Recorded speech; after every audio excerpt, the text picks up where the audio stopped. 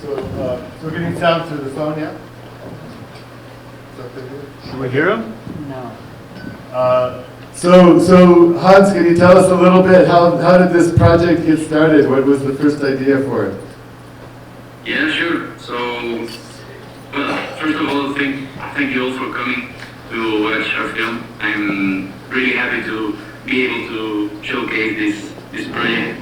We made it almost 2 years ago, I think almost 3 now. But yeah, the last year has been circulating in various festivals, so we are very happy and very proud to be in Mammoth. Sadly, none of us could make it there, but this is a nice way to be present, you know, via Zoom. So thanks again for coming. And regarding the idea, the original thought of this short film was to play maybe a little with the folk tale of El Cuero. I think probably you guys don't know it, and it's okay. It's a myth of a creature that lives in the water, born from the PLS, the pelt, like the skin of cows and sheep, and comes back to life to take revenge on people. But yeah, we wanted to play with that concept, maybe to talk about what we thought was interesting in this place, in my home town, the place where I was born. That is the solitude and the vast landscapes that we felt like kept some of the magic that has disappeared in the cities and maybe in our daily lives. Is not so much present, but in those places, in the country, in the solitude of this man's house in the country, we felt like magic maybe lives there, you know. So it was nice to play with this folk tale and give it our spin to talk about this other thing that was like the solitude and this presence, this magical realism of this story and the life of these men that live there. Great, thank you so much. Can you tell us a little bit about? So this was a traditional folk story. Yeah, it's from the Pueblo Mapuche. It's like our Native Americans. I don't know how to say it in English, but Mapuche is the name of the people. Yeah, it's a myth that, again, the skin of the animal comes back to life and was like demons, like vengeful creatures that the Mapuche have to fight. But with the years, with the centuries, this tale began to spread in the whole country. So now you have people in the north, people in the middle of the country talking about it and sharing stories that their grandfather saw it one time, and everyone, I think, or at least the people I know, we all grew up fearing swimming alone in lagoons and lakes because we knew this story was around and this creature could be real.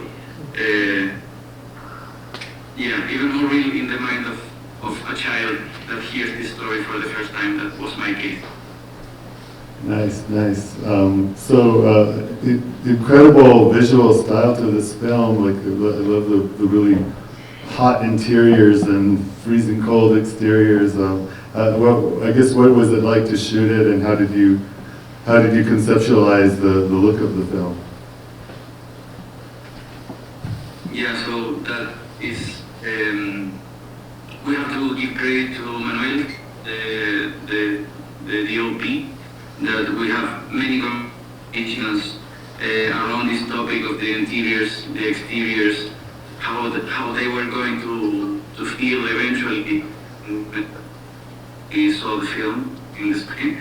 So yeah, the idea was to portray them as these like very dark, very warm interiors.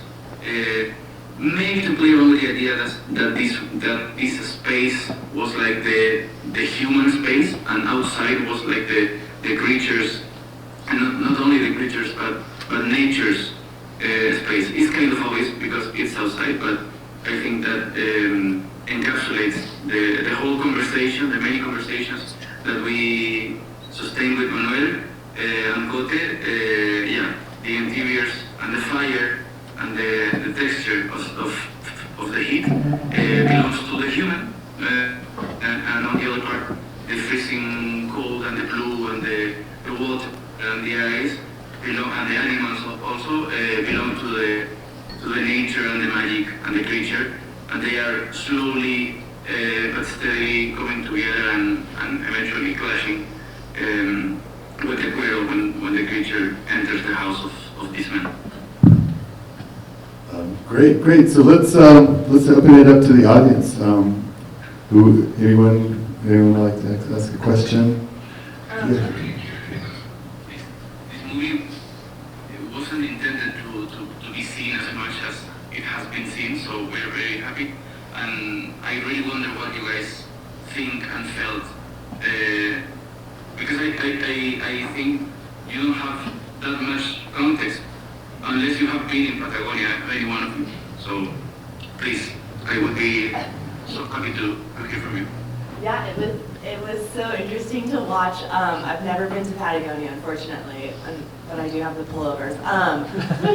But I was curious, the shots with all of the sheep, like, what is that like to work with sheep, I guess, in that, like, capacity of, and also the film made me think a lot about, like, connection to, like, nature and humans and how I would think a lot of animals hate us. But yeah, like, what was it like trying to coordinate, I guess, like, sheep like that, or, I don't know. No, yeah, thank you for your question. What's your name, by the way? Oh, Melanie. Yeah, so the first part, of course, it was very difficult. It was, I think we gave it like a day, an entire day to go around chasing sheep and filming them in their other state. Yeah, it was tricky. You know, that they saw us and ran away immediately. So we also had we were very much lucky because, you know, one day we were heading out to film the last shot, the scene where the man is laying down dead in the river, and we came across a group of sheep that had been trapped in this like circles. Can anyone help me? Circles, but I don't know what to say. Sorry. The place where you keep the sheep, you know. Corral. Yeah, I don't know. So, and they were there, you know, like we many times we were very lucky to catch them and not to scare them away enough to film them, and then immediately they run away. So, first question, it was very hard. I also think that they hate us, especially sheep, because they are very afraid. They are quite intelligent, so they know you are doing something, and if they perceive that you are in any way or shape or form a dangerous creature to them, yeah, they are going to run away. And the second part, I think it's the most interesting part of your question. Yeah, the connection and the relationship between men and animals in these parts of the world, in any part of the world where you have like sheep and cows being raised to be eaten. It's a place of much violence. Me personally, I grew up there, so I understand that this violence is necessary for them to sustain themselves. So I don't judge them as the same as an industry that it's like 100 times bigger. Nonetheless, it's a place of violence. So you have this relationship between men and sheep, and in this film, going back to the question, and in this film we wanted to give the animal the opportunity to come back and change, like, at least the outcome of this chain of violence. You know, you have men on one side, then the animal, and what happens if you turn back the table to the person again, and the violence goes the other way. So yeah, it was very interesting to make that. Yeah, that was really interesting. Thank you. Thank you, thank you. Who else has a question? Oh, okay. Can you come up here? Sure, of course. Yes. Yes. The people, it's blurry. Oh, The background, so I can see everyone. I'm not sure.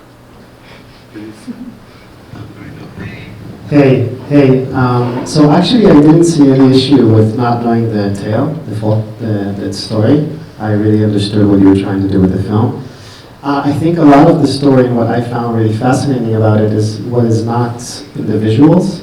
So I would love to hear from you a little bit what you did there with the sound design, with the approach, because I feel like you got a really, really specific and beautiful sound design texture, like the sonic world of the film was very specific. Yeah. Yeah, thank you. What's your name again? Sorry to. It's Eyal. Al? Eyal, yeah. Eyal.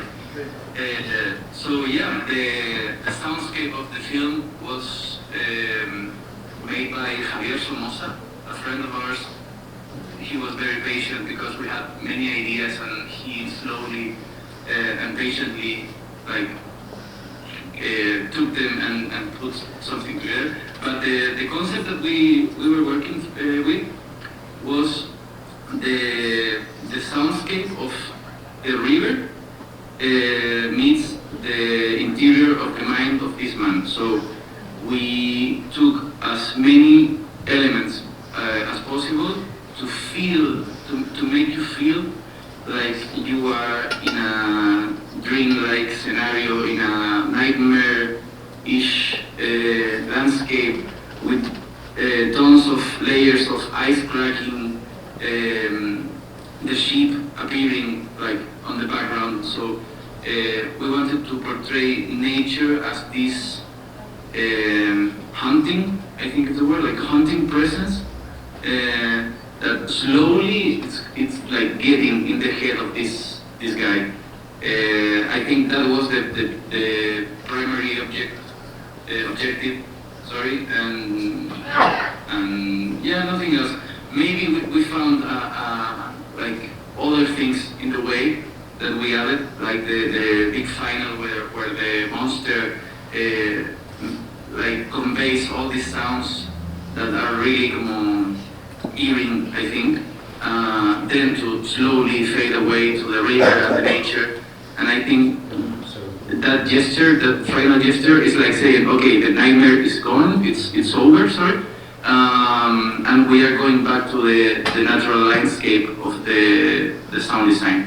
So the whole movie is like a nightmare, then the guy is dead, and then we go out to the real world, as one could say. Thank you for that. I think we have time. Yeah. They say a magician never have to reveal its secrets, but I feel like I'm giving it away. Like, yeah, this is what we were aiming for, but it's okay. It's fun to share it. Yeah. We have time for one more question. Oh, you have a blur on the back. Blur filter, that's why you can't see. A blur filter? Yeah, you can only see the person right in front Does of you. anyone like? Oh. Yeah, blur. No, this is not. Someone young. Someone young. Yeah.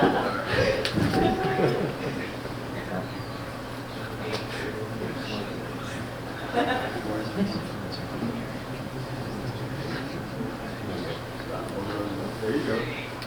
Okay, great. Oh, and then how do you... Oh.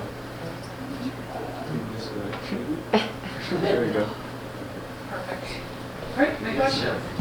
Hi, my name is Yana, and my question to you, hello, and my question to you is, so I'm really curious about the sheepskins, and initially, obviously, because I didn't know about the demon, I was thinking, oh, he's just cleaning the sheepskins, they're going down the river. Was that like him trying to sort of call the demon or feed the demon? Like, what is the symbolism of that?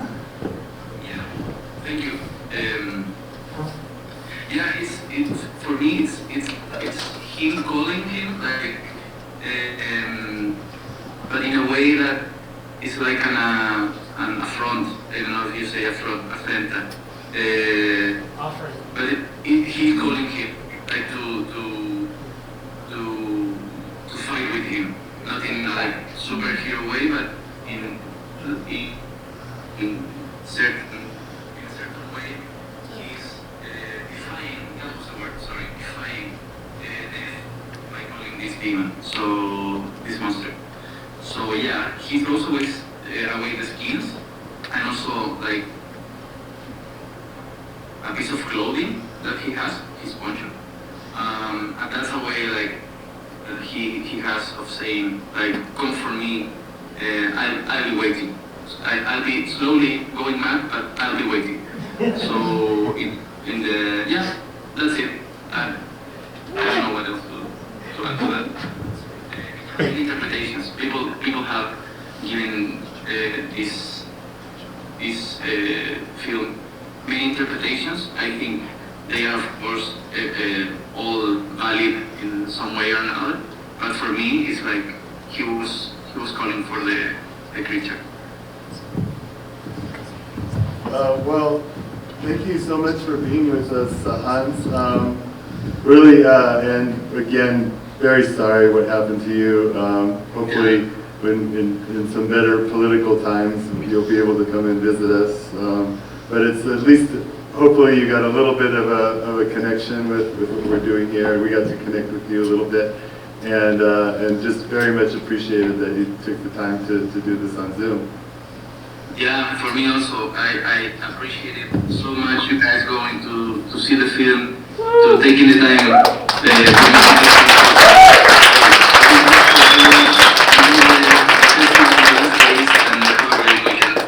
Thank you so much. Thank you.